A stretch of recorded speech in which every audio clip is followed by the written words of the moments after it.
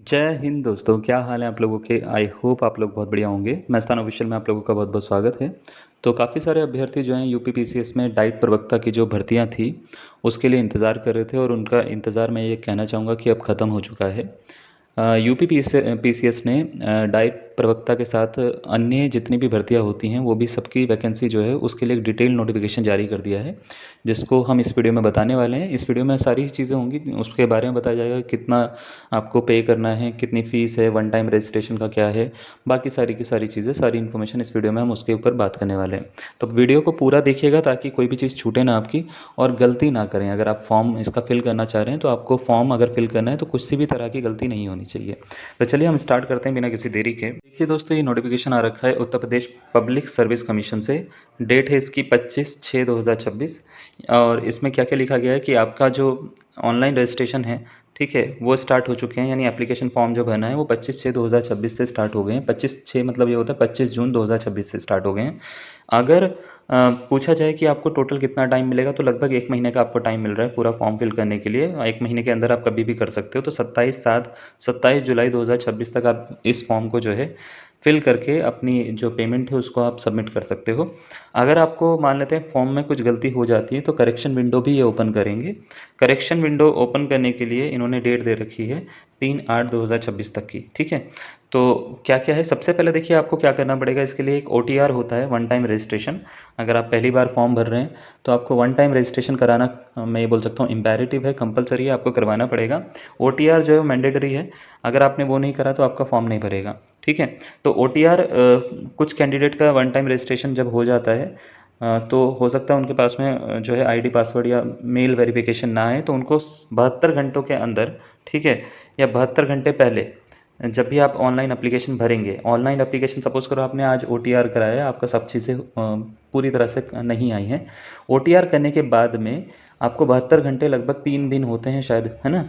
तो 3 दिन के आसपास आपको वेट करना है। 3 दिन के बाद में आपको ऑनलाइन रजिस्ट्रेशन अपना जो है एप्लीकेशन फॉर्म जो है वो फिल करना है। इन्होंने इस तरीके से बोला गया है कि those candidate who have not obtained OTR number, जिन्होंने ऑब्टेन नहीं करा है, मैं ये बात रिपीट कर रहा हूँ, जिन्होंने ऑब्टेन नहीं करा, जिनका आ गया वो तो ठीक है, must obtain it from the commission website. Commission की वेबसाइट ये वाली है, otr.pariksha.nic.in in 72 hours before the submission of online application. Online application से 3 दिन पहले उनको OTR ले लेना है। अगर नहीं लिया तो ये आपका एप्लीकेशन जो है वो निरस्त हो जाएगी, वो नहीं भरी जाएगी। दूसरी चीज़ ये है कि अगर मान लेते हैं OTR का मतलब होता है वन टाइम रजिस्ट्रेशन, आपने वन टाइम रजिस्ट्रेशन ही पहले ही कर रखा है वेबसाइट पे, तो आपको दोबारा करने की ज़रूरत नहीं है, आप उसी OTR से ये वाला फॉर्म फिल कर सकते हैं। तीसरा, after obtaining OTR number a candidate may submit online application through commission's website. Commission की वेबसाइट पे तभी ऑनलाइन एप्लीकेशन सबमिट होगी आपकी जब आपका OTR नंबर आपके पास में होगा, वन टाइम रजिस्ट्रेशन नंबर, ठीक है। उसके बाद में आपको जो है, जब भी आप ऑनलाइन एप्लीकेशन भरोगे तो इसमें एक फ़ीस होती है। फ़ीस कितनी होती है वो भी मैं आपको बता देता हूँ। इसमें अगर हम बात करें जनरल की फ़ीस, यहाँ से स्टार्ट करते हैं। एप्लीकेशन फ़ीस जो है, अगर आप अनरिज़र्व या एक EWS में आते हो, अनरिज़र्व में आते हो यानी जनरल हो, या EWS में आते हो, इकोनॉमिकली वीकर सेक्शन में आते हो, या OBC में आते हो, ये तीनों ही चीज़ों के लिए जो टोटल फ़ीस है वो 125 रुपये है, जिसमें एग्ज़ाम फ़ीस 100 रुपये है, ऑनलाइन प्रोसेसिंग फ़ीस जो है वो 25 रुपये है। तो 125 रुपये आपको टोटल देने पड़ेंगे।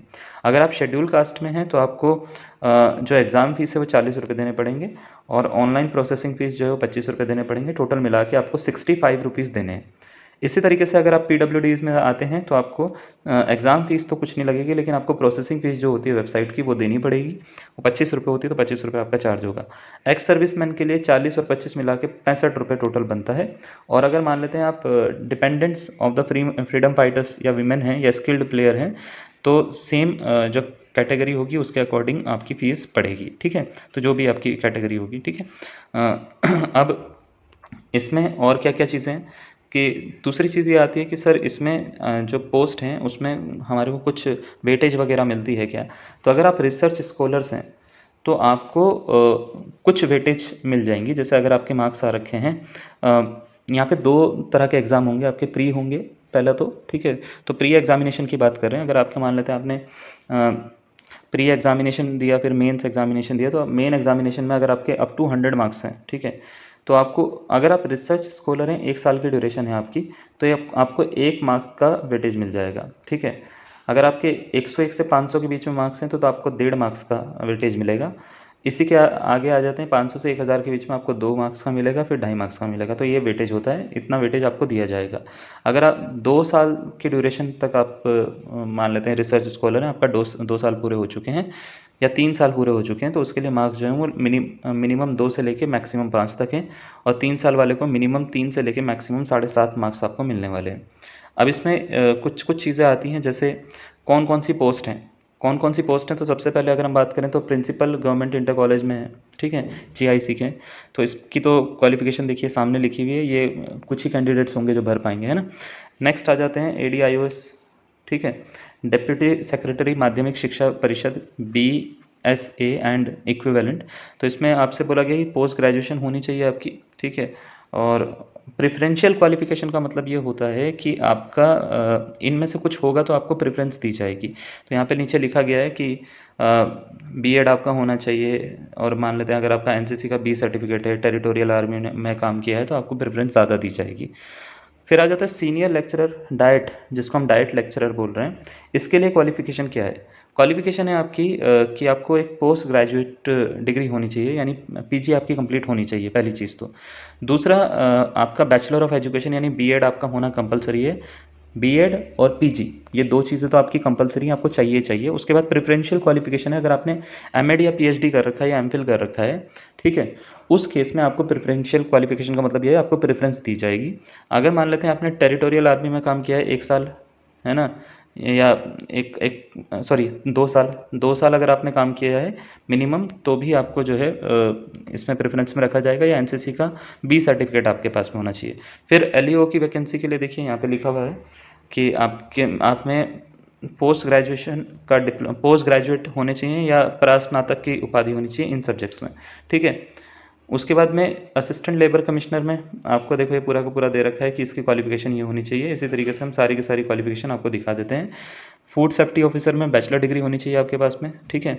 और उसके बाद में यहाँ पे पूरा क्राइटेरिया लिखा हुआ है, मैं पूरा पढ़ूंगा तो बहुत ज़्यादा टाइम लग जाएगा, ठीक है। आप इसको पूरा हमारी एप्लीकेशन से डाउनलोड कर सकते हैं, ये पूरा नोटिफिकेशन है, ठीक है। अब बात ये आती है कि इसमें कुछ पोस्ट के लिए यहाँ पे कुछ हाइट का क्राइटेरिया है। जैसे अगर आप मान लेते हैं DSP की पोस्ट पे जाते हैं, ठीक है, या उसके लिए अगर आप कर रहे हैं DSP के लिए, तो DSP के लिए जो क्राइटेरिया दे रखा है हाइट का, मेल कैंडिडेट के लिए 165 है, ठीक है। शेड्यूल्ड ट्राइब्स में आते हो तो आप 164 है। चेस्ट जो है वो 84 से 89 एक्सपेंड होने के बाद में, ठीक है, 5 सेंटीमीटर का मांगते हैं ना, ठीक है। इसी तरीके से शेड्यूल्ड ट्राइब्स में अगर आप हो तो आप 79 से 84 होना चाहिए। फीमेल कैंडिडेट के लिए जो हाइट का जो क्राइटेरिया है वो 152 है, और शेड्यूल्ड ट्राइब के लिए 147 है। मिनिमम वेट जो है फीमेल कैंडिडेट के लिए वो 40 kg होना चाहिए उनका, इससे तो ज़्यादा ही होता है वैसे, है ना, क्लियर।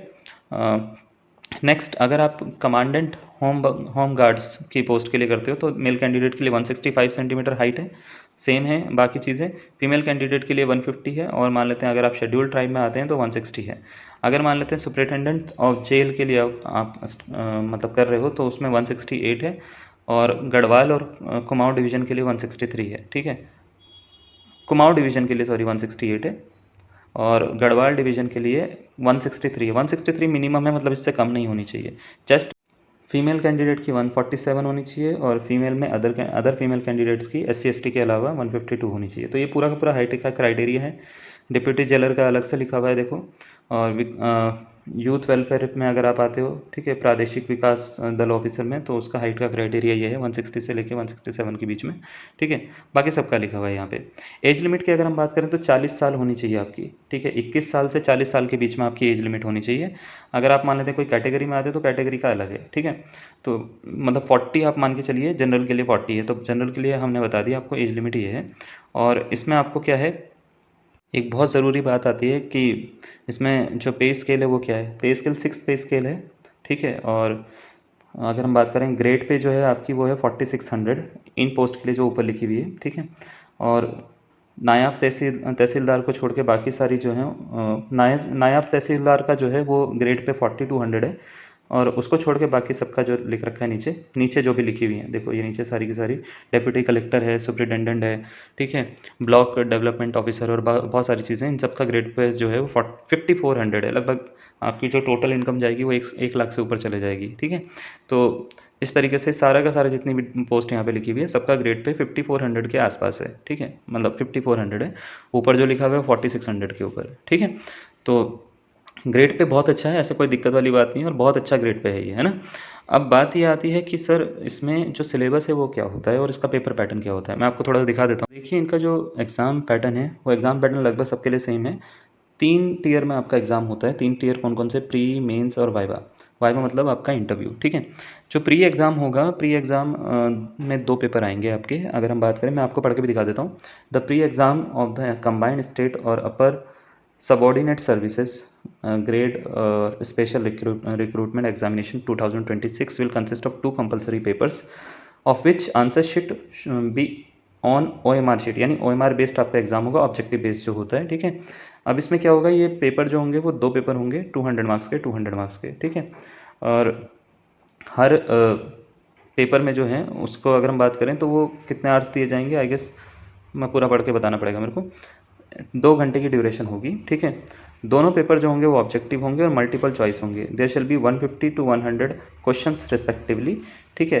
टाइमिंग जो होगी पेपर की वो होगी 9:30 से 11:30 में, और दूसरे पेपर की जो होगी वो 2:30 से 4:30 PM के बीच में होगी। तो प्री एग्ज़ाम का जो सिलेबस है वो ये वाला है। मैं आपको दिखा देता हूँ। ये 200 मार्क्स का जो सिलेबस है, इसमें आपका जनरल स्टडीज़ 1 पूछा जाता है। ये पूरा का पूरा इसमें करंट अफेयर्स, हिस्ट्री, मतलब एक बेसिक ओवरव्यू सबका है, पॉलिटी, इकोनॉमी, सब कुछ है इसमें, सारी चीज़ें आती हैं। तो ये सबसे पहले तो ये टियर 1 का सिलेबस है, ठीक है। टियर 1 मतलब प्री एग्ज़ाम का। प्री एग्ज़ाम में ये पूरा का पूरा आएगा, history of India, India and world geography, Indian polity, ठीक है, इकोनॉमी, जनरल साइंस, सब कुछ। उसके बाद में अगर हम बात करें सेकंड पेपर की, तो सेकंड पेपर में जो है ये भी 200 मार्क्स का है, और ये 2:30 से 4:30 के बीच में होगा, यानी 2:30 बजे से 4:30 बजे के बीच में होगा, जिसमें आपका मैथमेटिक्स और रीजनिंग और बाकी सारी चीज़ें पूछी जाएंगी, जैसे हिंदी वगैरह भी पूछी जाएगी। तो मैथमेटिक्स का सिलेबस ये है, इसमें अर्थमेटिक, अलजेब्रा, ज्योमेट्री, स्टैटिस्टिक्स, ये सब चीज़ें हैं। उसके बाद में इंग्लिश का सिलेबस ये है, इसमें सारे की सारी इंग्लिश ही, एक तरह से देखा जाए पार्ट ऑफ स्पीच भी है, सब कुछ है, कॉम्प्रीहेंशन का पार्ट भी है।